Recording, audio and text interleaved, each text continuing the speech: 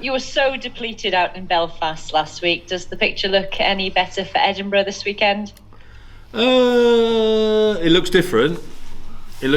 So look, and with all of that, we've got what we've got. So we just got to make the best fist of it. We talk about it all the time. So, but getting the international boys back obviously is a bonus, of course. But there's still a bit of collateral damage that came out of last week. So Boshoff's shoulder, so he won't make this week. Dan Edwards' concussion. I think that's the two. Yeah, I think that's the two. So yeah, so there's a bit. There's some more coming back than are going out. Oh, well, that's good to hear. You mentioned the Wales players. Who have you got back available to you? So Owen Watkin, Adam Beard, Dowie Lake. Garton was obviously there, but he's still around. So those boys come back in. Is that it? Owen's is still there. Oh, Jack Walsh is still around. So so I think that's it. How much of a boost is it that you got those players available? Yeah, it's great because when things aren't going as you want and they're not going as we want from a result point of view, people look to your senior players and leaders to lead by example and create confidence and show the way. So having Jack Morgan, that was the one I missed. No one important, of course. Only our captain. So Jack being back, Adam will take care of if you think about the leadership roles they play. So Adam will obviously take a massive role in set piece. Jack will obviously, coerce around the team, converge around the team, and look after that. Owen's a defensive leader that we've got.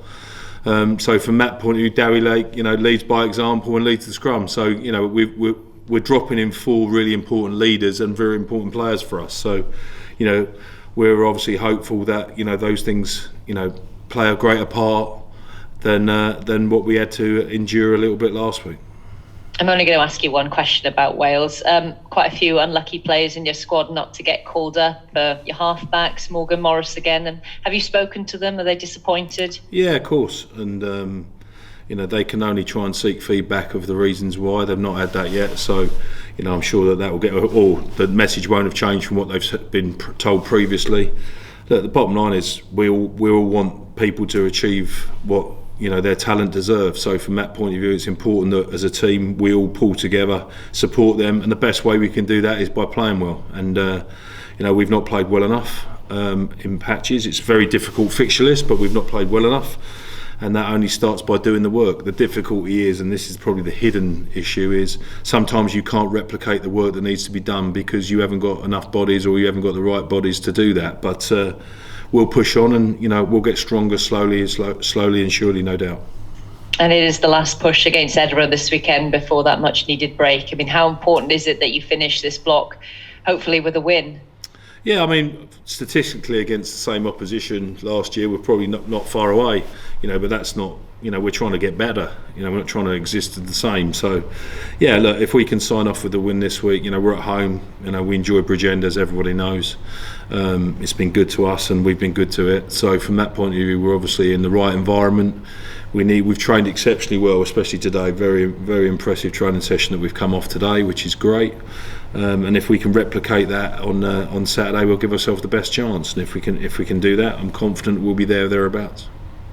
Obviously, we're not used to seeing Ospreys propping up the table. I mean, if you can review this block as a whole in just a few words, what would you say that you need to improve on? I think there's a lot of areas, to be fair. It's not just one, but we play a certain way, and that way's been exposed a little bit. So we probably need to make sure that we can diversify and adapt a little bit quicker than what we've done. But you're only as good as what you can put on the pitch, and that can be find itself in different ways. In the fact that it can be, we have to adjust the game plan, we have to adjust how we approach the first 15 minutes. There's lots of layers to it, and we're all very determined and desperate to obviously put those things right, because we've not given the best account of ourselves, and we're disappointed about that. I always like to throw you a curveball in my last question. I was listening to the Scrum 5 podcast this week. Jonathan Davis, Alex Cuthbert were discussing the Ospreys, and they suggested that maybe the Ospreys are struggling because they announced your departure at the start of the season. I mean, what are your thoughts on that?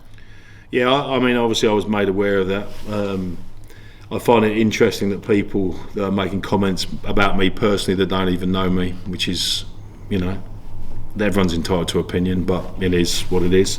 And anyone that knows me to think that I've got out of the trench is sadly mistaken, and obviously doesn't know me at all. So that was disappointing to hear. But people have to. They're entitled to their comment, so that's fine. So look, we're all determined, myself included, to put right what has been a disappointing block for us. But I'm confident that everyone's still on board, still doing what needs to be done, and the atmosphere in this room that we're sitting in when it's full of our players is still very determined and very buoyant. So that tells me that the culture is good, because that's what gets tested in difficult times, and there's a determination to put it right. So look, I understand why people have to, and they're entitled to their opinion. They can make any speculation about when announcements are made. The bottom line, it's been made, it is made, we need to get on with it, and everyone needs to put in the right direction to get it right. Well, I wish you luck this weekend. Thank you. Saturday. Cheers, Toby. Cheers, Gary, thanks. Hi Toby, how are you? Good, mate, thanks. How are you? Yeah, good, thanks. Obviously I know that a lot of the reasons that you may have struggled a bit for results this season has been down to injuries. But do you think as well that teams maybe respect you a bit more than they did last season? Not that they didn't respect you, but there's this whole narrative about Welsh regions struggling, and you probably shocked quite a few teams last season. Do you think that's part of it as well? Could be. I mean, you'd have to ask opposition coaches that. I mean, I suppose now you've asked me, if you look at the team the Bulls put out against us and what they put out the following week, that would probably show a mark of respect.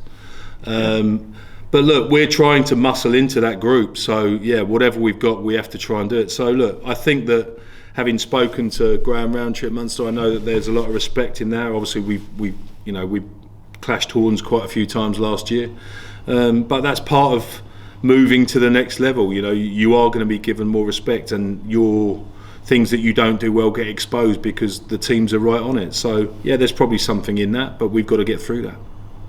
Yeah. When are James Fender and Rhys Davis due back? 2027, it feels like.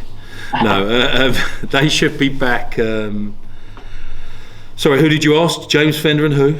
Rhys Davis. Rhys Davis is going to be a bit longer. James Fender's started training now, so we're hoping he's ready for the next block with Will Griff should be back by then. Reece Henry should be back by then. They're the ones that are coming back the quickest, and then Rhys Davis will be a little bit after that. James Ratty is somewhere between the two. So yeah, block 2 we should be a lot healthier, which will be great. Yeah, you mentioned in your answer to Kerry just now about how tough it is to prepare teams, in terms of when you got a massive injury list, especially on your playing budget. Just how tough is it? How does it really affect your preparation and training, in real terms? How does it really sort of hamstring you a bit? It's difficult, and look, it's not a unique problem for us. There's a reason that as Welsh regions, for example, we now, for example, with Dragons and Cardiff, for us, we schedule training sessions to train against each other, because we need to replicate and test things that you've been working on, because you don't want your stiffest test just to be on a Saturday, so you have to wait 7 days to see if it's improved. So that's really the answer to whatever. So if you think about it from our point of view, everyone knows that we've got a good set piece and good drive and good scrum and bits and pieces, but if you don't practice against or have the ability to practice those areas of the pitch in a competitive way, by default you're not moving forward. You're not replicating game pressure, you're not replicating the decisions that have to be made. Do we kick for the corner, do we kick for 3? That, for example, there's a massive domino effect to it all.